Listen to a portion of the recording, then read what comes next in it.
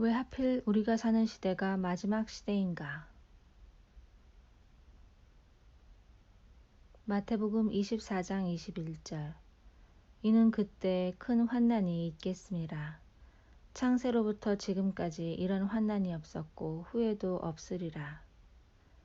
현재 깨어있는 그리스도인들이라면 누구나 왜 하필 나는 마지막 시대에 태어났는가? 라는 생각을 해본 적이 있을 것입니다. 저도 마찬가지로 오래전 그런 생각을 해본 적이 있습니다. 왜 하필 내가 사는 시대인가?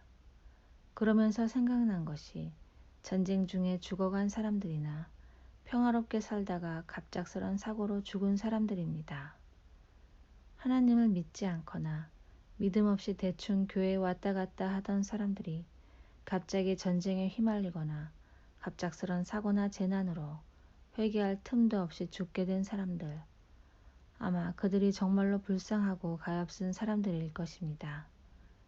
그에 반해 우리는 성경 말씀을 기준으로 시대를 분별하여 마음의 준비를 할 기회가 있으며 아직은 우리 자신을 점검하며 철저한 회개를 하고 돌이킬 수 있는 시간이 남아 있습니다. 예수님의 말씀을 기준으로 우리가 사는 시대를 보아하니 내가 늙어 죽기 전에 예수님께서 다시 오실 확률이 높겠구나 하며 자기 자신을 매일 점검하고 회개하며 하나님을 닮은 거룩함에 이르기를 노력하는 사람들이 될 수 있습니다. 지금 우리가 사는 세상이 마지막 때임을 알고 천국에 갈 준비를 하며 물론 이 땅에서의 삶에서 최선은 다하지만 우리의 진정한 소망은 이 땅의 부와 명예가 아닌 천국에 두며 하나님을 기쁘시게 해드리는 거룩한 삶을 사는 사람들은 이 마지막 때를 사는 사람 중 가장 복된 사람들입니다. 그 복된 사람들이 저와 여러분이 되었으면 좋겠습니다. 잘 아시는 것처럼 이 세상은 잠시 머무는 곳입니다. 시간은 날아갈 듯 정말 빨라서 우리는 하루가 다르게 늙어가며 어느덧 조용한 시간에 과거를 회상하며 정신을 차려보면 몇 년이 훌쩍 지나가 있습니다. 지금 저와 여러분이 하고 있는 여러 가지 고민과 염려들도 나중에 천국에서 회상하면 그저 웃음이 나올 추억으로 남게 될 것입니다. 말씀을 기준으로 하여 객관적으로 이 시대를 분별해 볼 때 앞으로 아마도 고통스럽고 힘든 시간들이 우리 앞에 있을 것입니다만 우리를 사랑해 주시는 하나님께서 하나님을 사랑하는 우리와 끝까지 함께 해주시며 새 힘을 주시며 견딜 수 있게 해주시며 결국 구원의 길로 인도해 주시리라 믿습니다.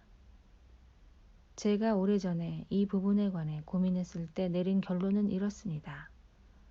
평화의 시대에 태어나서 편안하게 세상 살기에 나도 모르게 하나님을 멀리하고 지옥에 가는 것보다 마지막 때에 태어나서 고난 가운데 하나님께 더욱 기도하며 각성하고 깨어있어 구원을 받는 것이 오히려 더 복된 것이구나. 평화와 번영의 시대에서 믿음을 지켜내는 것이 고난과 환난의 시대보다 더 어려울 수 있겠다. 오히려 감사한 것이구나. 사실 참된 그리스도인들이라면 시대와 환경에 아무런 관계없이 매일 예수님의 다시 오심을 소망하며 하나님을 닮아 거룩함에 이르기를 매일 힘쓰는 것이 맞습니다.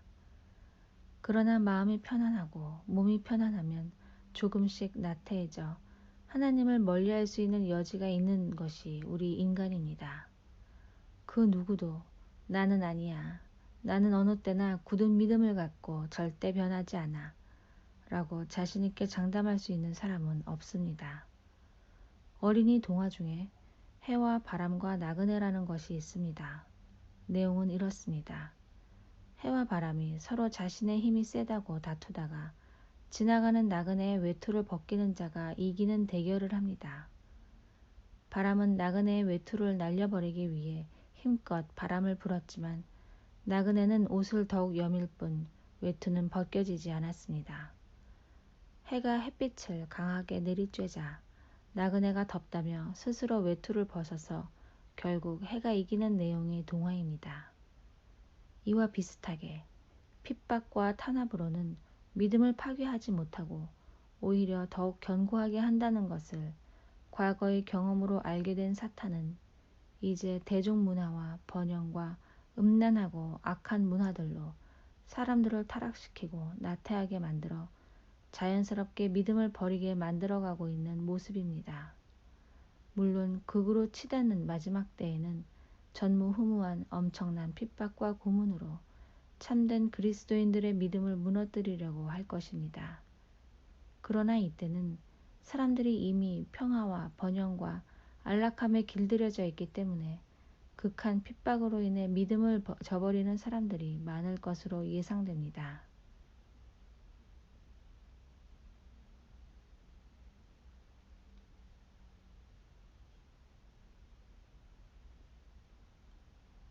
우리는 어떠한 상황에서든지 매일 말씀과 기도와 찬송과 굳은 믿음과 참된 순종으로 하나님께 단단히 붙어 있어야 합니다. 앞으로 어떤 끔찍하고 무서운 일들이 우리 앞에 있을지 우리는 정확히 알지 못하지만 한 가지 분명한 것은 앞으로는 지금보다 믿음을 지키기가 더욱 어려워지고 우리가 상상치 못했던 일들이 벌어질 것이라는 것입니다.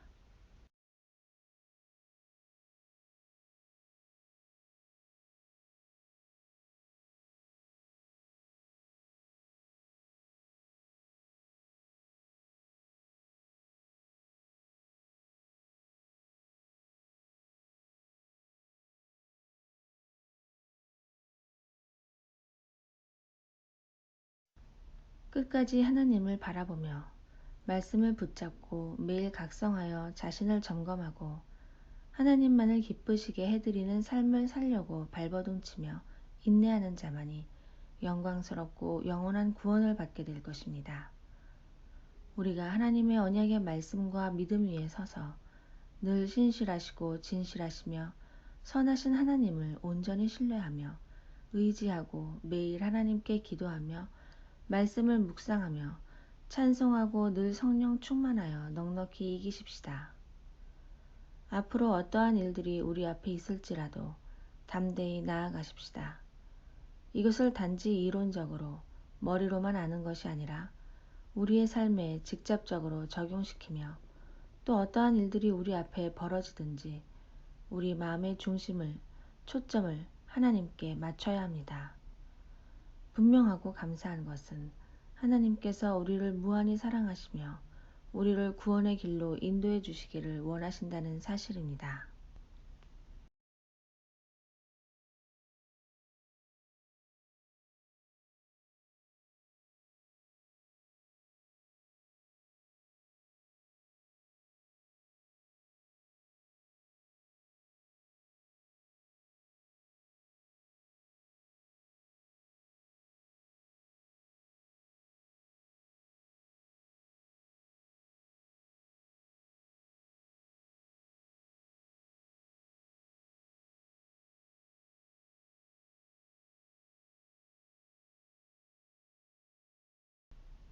그렇게 하나님의 말씀을 붙들고 인내하여 승리하는 자들에게는 온 세상에 임하여 땅에 거하는 자들을 시험하는 시험의 때를 면하게 해주실 것입니다.